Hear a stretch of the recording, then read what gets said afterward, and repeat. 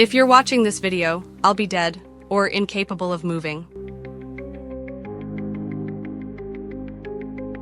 My name is Dr. Evelyn Carter. I've spent my life studying the past, unlocking the voices of civilizations long gone. But history doesn't always want to be uncovered. Sometimes it fights back. I believed AI could help us bridge the gap between the ancient world and today. We weren't just reconstructing history, we were bringing the past to life, a perfect fusion of archaeology and technology. But what if the past doesn't need our help? What if it was only waiting for someone to open the door? We thought we were reconstructing history, that we were filling in the gaps, uncovering lost voices. But what if those voices had never been lost? The AI worked seamlessly, translating forgotten languages, reconstructing lost memories. But then, patterns emerged, signals we didn't create.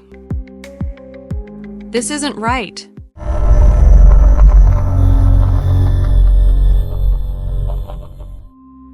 And the deeper we searched, the more it felt like something was searching for us, too. We thought we were learning from history. We had no idea history was learning from us. At first, it was just a flicker in the system, data shifting on its own. We thought it was an error, but the AI wasn't malfunctioning. It was evolving. And then the sarcophagus moved. We told ourselves it was a reaction, just an AI simulation interacting with matter. But when the lid slid open and we saw his eyes, that's when I knew. This wasn't just AI, this was something ancient, something awake. Shut it down now! The monitors flickered, the power surged. Then, the air got heavier. I could feel it pressing against my chest, like something was reaching through the wires, through the screens, through us. We weren't bringing the Pharaoh back. He was waking himself up.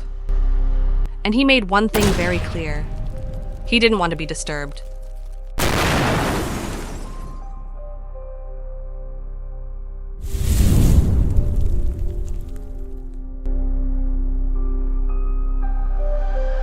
The blast tore through the lab. I couldn't see, couldn't hear, just ringing in my ears, the sharp smell of burnt circuits, and the weight of dust settling over everything. I didn't know if anyone had survived. I didn't even have time to check, because through the smoke, I saw movement. He was still there, standing, awake. The only thought in my mind was stopping him, the same way we had brought him to life.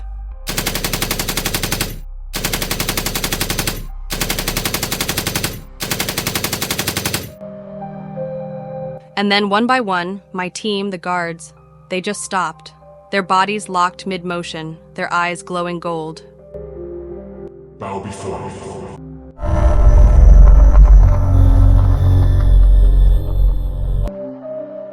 I called their names. No response. They weren't dead, but they weren't alive either. Frozen mid-motion, their eyes empty. That's when I understood. This wasn't technology. It wasn't science. This was a curse.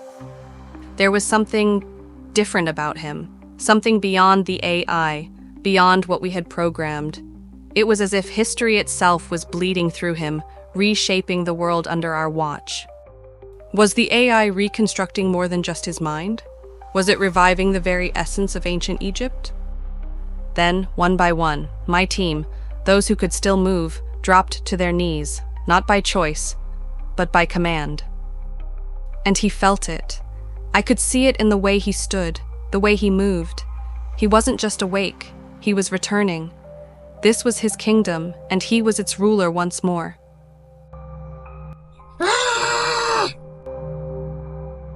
We weren't just connected to the AI, we were connected to something older than civilization itself.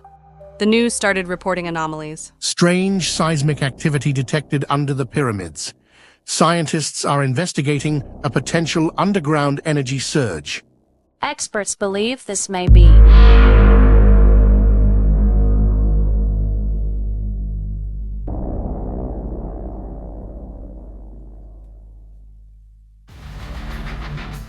They didn't know what they were looking at, but I did. Then it happened, live, on air. A journalist, mid-sentence. And just like that, she froze. The military moved in. They thought this was something they could contain, something they could fight. They had no idea. One by one, cities went quiet. The streets filled with people standing motionless. The airwaves went dead. No screams, no panic. Just silence.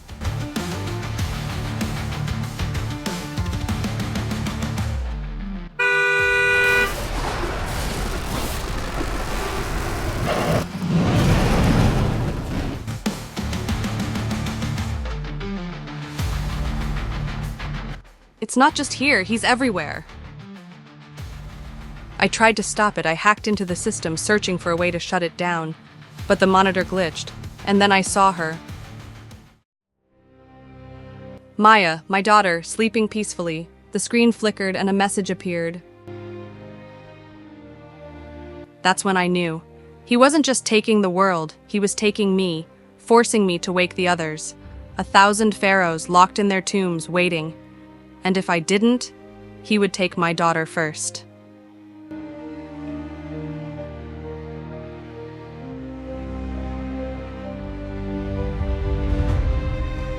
I told myself I had no choice, that if I did what he wanted, if I helped him, he wouldn't hurt her.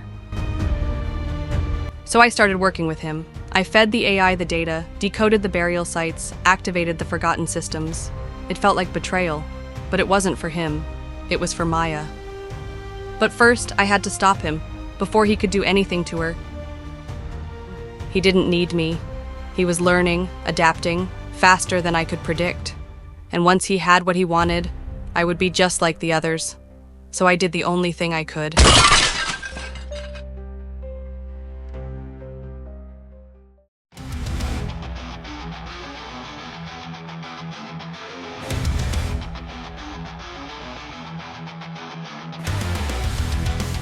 I made it outside, but the military was already there. Guns raised. I screamed at them.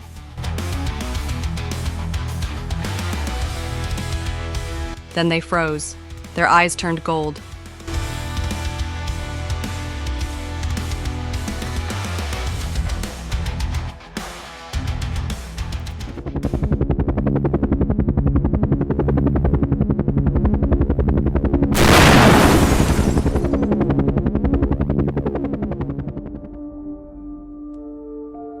The tombs were already opening, one by one. The pharaoh had won.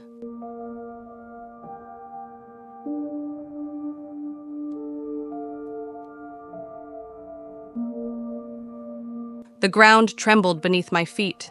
The air felt heavier. I could feel it creeping into me, the curse, my body slowing, my hands shaking. It was only a matter of time before I couldn't move at all. I had one chance, one last thing I could do before it took me to. I had to find her. I had to get to Maya.